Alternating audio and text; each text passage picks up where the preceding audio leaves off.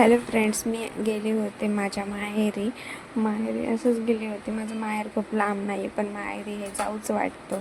तर मग माहेरी गेल्यावर माझी मम्मी माझ्यासाठी काय काय बनवती, जसं मी खूपच लांबून आले असं करत ती माझ्यासाठी.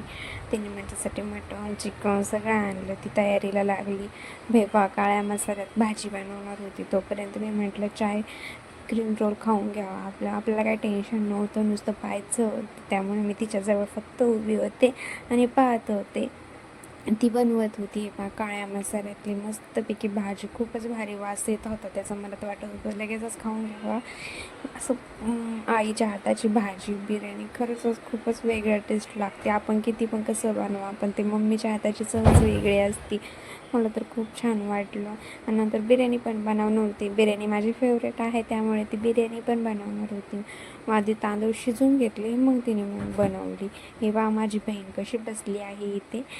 असं माहेर गेल्यावर बहीण वगैरे सगळे आल्यावरच छान वाटतं. सगळ्यासोबत गप्पा मस्ती, लहानपणीच्या आठवणी वगैरे ते छान वाटतं. मग बिर्याणी वगैरे बनली आणि मेन गोष्ट रात्रीचं जेवण हे सगळ्यांसोबत. मग आम्ही सगळे सोबत बसलो जेवण करायला घेतलं. मग मला मस्तपैकी आयतं ताट वाढून आलं आणि खरंच खूपच छान वाटलं मला. मग मस्त लिंबू वगैरे टाकून खूपच जेवण केलं.